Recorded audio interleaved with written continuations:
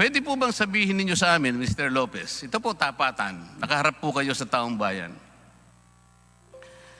Nakapag sinusuri natin ang mahigpit na kautosang ito ng ating saligang batas, tatanggapin lamang po ba namin ang pagiging Pilipino ninyo? At tatakpan namin ang aming mga mata na kayo hindi Amerikano? Ganun po bang gusto ninyong gawin?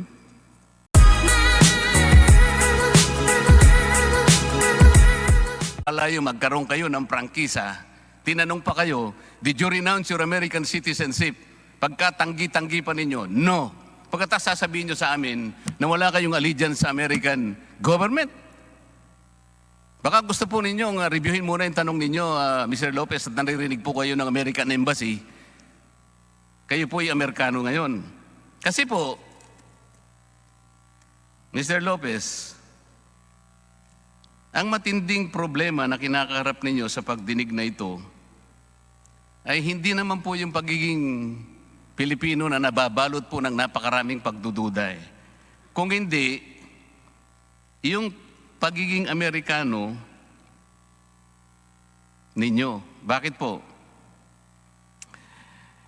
Kahit na po tanggapin ko na Pilipino kayo ngayon, Mr. Lopez, sige, wala na po yung duda halimbawa, hindi rin po kayo makaliligtas do sa pagtatangi sa Pilipino lamang na may karapatang magmay-ari at mamahala ng mass media sapagkat dalawa po nga ang inyong pagkamamamayan. Isang Amerikano kayo at isa pang Pilipino. Ulitin ko po, Mr. Lopez, mahigpit po ang kautosan ng ating saligang batas. Ownership and management of mass media shall be limited to Filipinos or corporations, cooperatives, associations wholly owned by such citizens. Kapag ka purong kape po ang pinag-uusapan, Mr. Lopez, barako po ang ibig sabihin nun. Hindi po kape Amerikano na nabibili ni Congressman Mike Defensor sa Starbucks. Ganun lang po kasimple yun.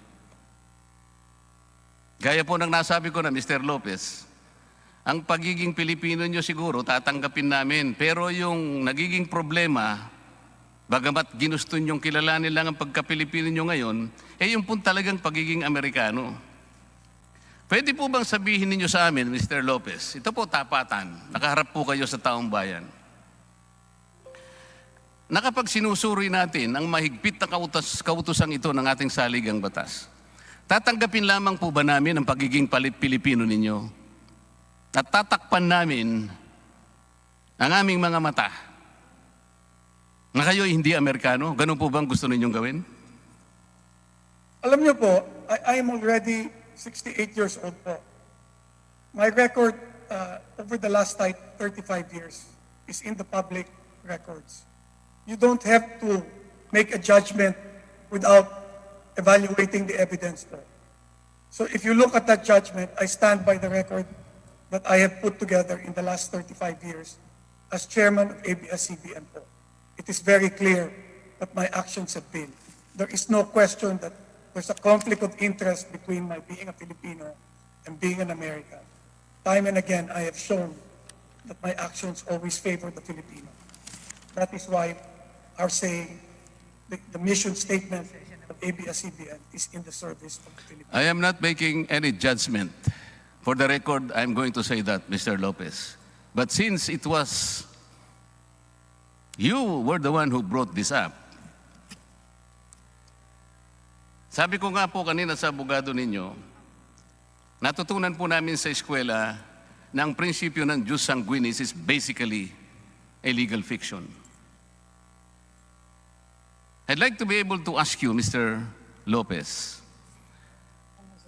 when you said that you will live and die as a Filipino, may I ask you if that claim for patriotism was supported by empirical evidence of allegiance to this country? You please tell us briefly, how much have you done for the Philippines to merit an evaluation of your loyalty, your fidelity, and your allegiance to this country? You tell us. Those are big words. You wanted to live and die for this country. But citizenship is one, allegiance is another. They say that citizenship, Mr. Lopez, is better found, or the meaning of that can be found in allegiance, because citizenship is not convenience. Citizenship is earned, that is not inherited, technically speaking. You tell us now, Mr. Lopez, how much have you done so that we can sufficiently assert or even assess your allegiance to this country? It is your time, Mr. Lopez. Please tell us. I agree, Your Honor, that citizenship should not be inherited. It should be earned. Siguro po gumamit na po kayo. Hindi ko po talaga kayo, I'm sorry, Mr. Lopez, hindi ko po marinig talaga ang inyong, wala po ba kayong, attorney, bigyan mo naman siya ng mic.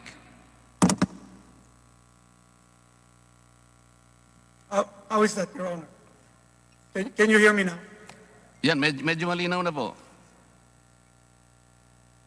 I agree, Your Honor, that citizenship should be earned and not inherited. I believe that the actions that I've carried out throughout my career as the chairman of ABS-CBN merit that I have done everything I can for the Filipino.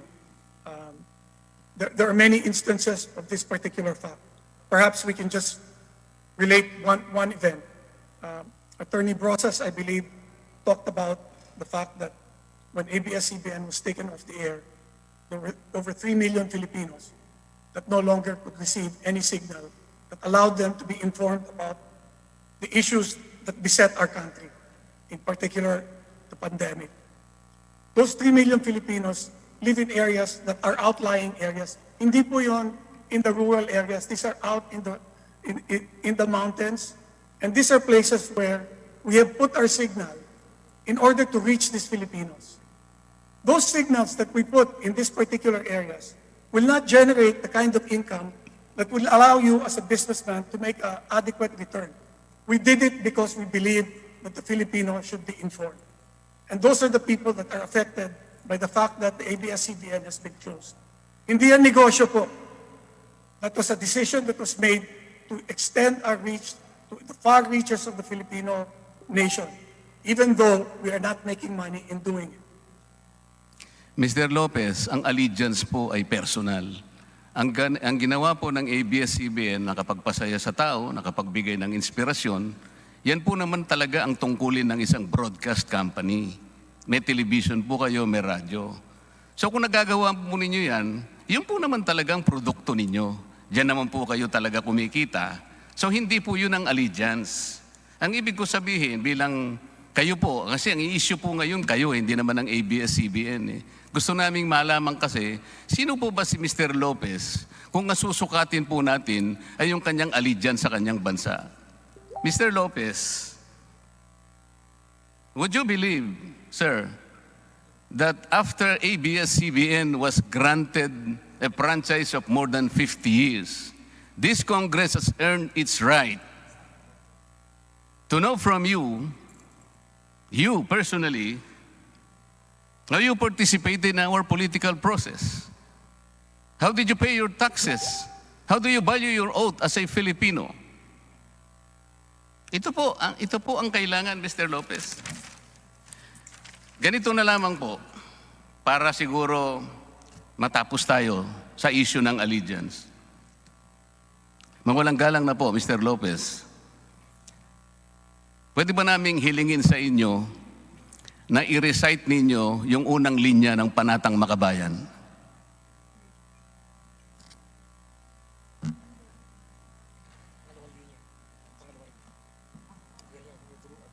Unang linya lang. Congressman Sarate, baka gusto mo ng tulungan. I take exception to the side comments of Congressman Marcoleta. Baka lang gusto nyo pong tulungan. I have my own time. Iniibig ko ang Pilipinas. Salamat po. Mr. Speaker, I move to strike the statement of Mr. Marcoleta. COMSEC is directed to strike out the previous comment. Mr. Chair, may I the reason why that statement should be stricken?